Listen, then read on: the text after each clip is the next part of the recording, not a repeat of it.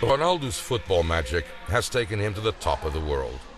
At 22, he's recognized the world over. Nowadays, Ronaldo lives in luxury, surrounded by his family. You haven't caught a single ball yet. But it was not always like this. Life was hard. Only through ambition and suffering was he able to reach the top. Funchal, 1985, 10:20 in the morning on Tuesday, February 5th. In the hospital, Cruz de Carvalho, the youngest of 4 children, was born to Dolores and Denise Aveiro.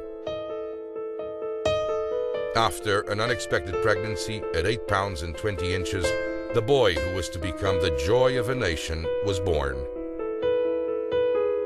After Hugo, Elma and Katia, no one knew what to call the 4th son of Dolores and Denise Aveiro. The family lived in one of Madeira's poorer areas, at Quinta do Falcão, number 27A, in the parish of Sant António.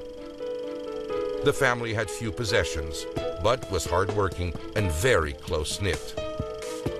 Ronaldo learned the family motto from an early age: union and a strong friendship between family members.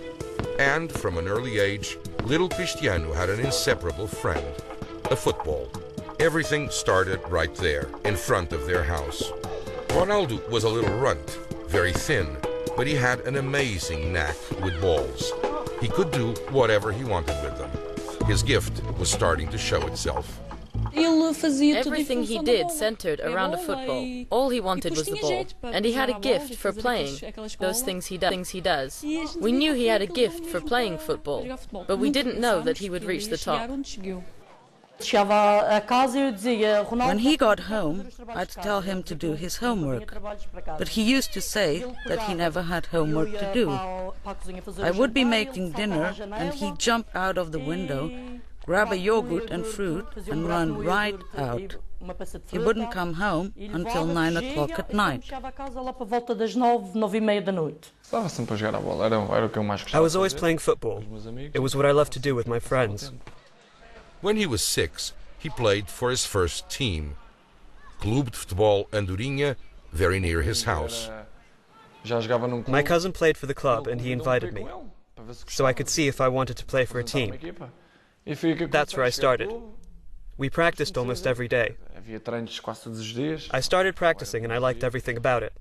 That's where I grew up. Word of his talent spread throughout Madeira. He would come from their left when they thought he was going for the right. There was lots of talk about him. People who knew football made us believe he had talent. Cristiano Ronaldo was a star in Madeira, and he got his first nickname based on the way he played. He used to cry if his mate didn't score. He would get upset easily, so people called him Crybaby and also B, because no one was able to stop him on the field. It was 1997. Ronaldo was 12 years old, and he would go to Sporting for a trial during the Easter break. I was confident and excited. Oh God, I'm going to Sporting for trials. I didn't sleep at all that night. I had never been in a plane. I went with my mother. I was very nervous, small and thin. It was a good experience. I knew I was going to get there and show I was a good player. And I knew I was to be put on the team right away, that they would like me right from the first practice session. The big day came, 17th of April 1997. Osvaldo Silva and Paulo Cardoso welcomed him and asked him to play with the older players.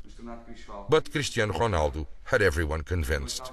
The trial was a game, and when the game began, the ball reached Ronaldo. He passed 2 or 3 other players. Osvaldo Silva and I said to each other, "Here's something special." At the end, all the players gathered around him. Everyone knew he was truly special and that he was an amazing kid. Paulo Cardoso and Lionel Pontes were coaches, friends and parents. and lent a friendly shoulder to Cristiano Ronaldo. The boy had to become an adult very fast. He virtually didn't have a childhood. But Ronaldo tried to forget his loneliness by focusing on his desire to become someone. He wanted to be the best in everything. Ping pong, snooker, table football, one-on-one, speed. And that was an important feature of Ronaldo. He was very determined in everything he did. In football, his team had to win. In a top-notch player, hard work is very important. He had a dream. He wanted very much to be someone. In the field, Ronaldo became better and better.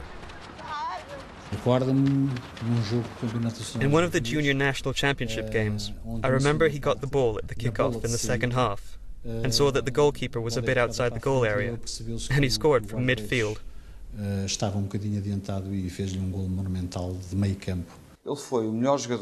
He was always the best player in all the tournaments he played throughout his formative years. Even José Mourinho noticed Ronaldo when he was just a teenager. I remember the first time I saw him play. He was playing for Sporting, and they were playing União de Leiria.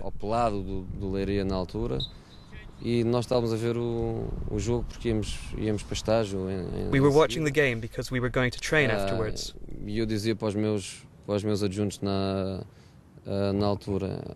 I told my assistant, "There goes Van Basten's son." He was a striker, with lots of elegance, with quality of movement, and technical quality.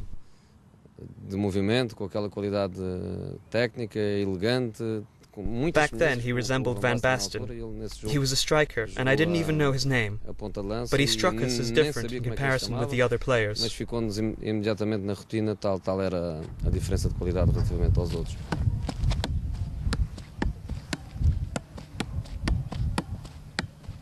At 16, he was a reference in Sporting's formative football. Olá, sou Cristiano Ronaldo. Hi, I'm Cristiano Ronaldo. I started playing for Sporting at 11. We didn't have the facilities the academy has today. I hope more players will develop here because they have good facilities, and I'm sure that a lot of star players are going to emerge from here. By then, Ronaldo had started to play with the seniors, and after a practice game against Coimbra's team, he gave his first autographs. Time flew by, and in 2002, Ronaldo was playing with the main team. Ronaldo wanted to be the best, and he kept working out secretly in the gymnasium as before. I found Ronaldo in the gym, and I asked him, "Ronaldo, what are you doing?" "I'm training," he said. He had two weights, one on each foot, and he was dribbling with a ball. He was training his dribbles with weights, because he knew that would improve his technique, and without the weights, he would be even faster.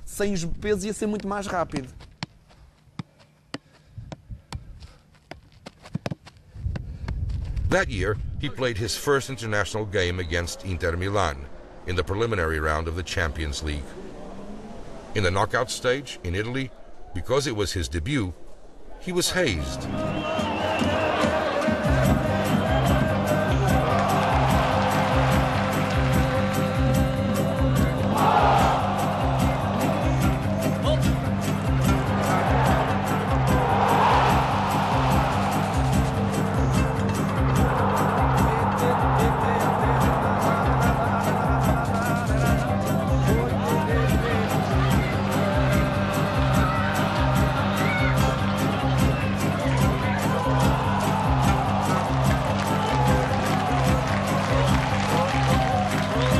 Then came his last day at Sporting.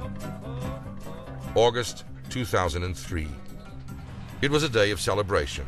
The new Alvalade Stadium was inaugurated. They faced a heavy opponent, Manchester United. Ronaldo's name was well known, and the day before the game, Sporting, Jorge Mendes, and Manchester United signed a preliminary agreement so he could go to England a year later. But this game changed it all.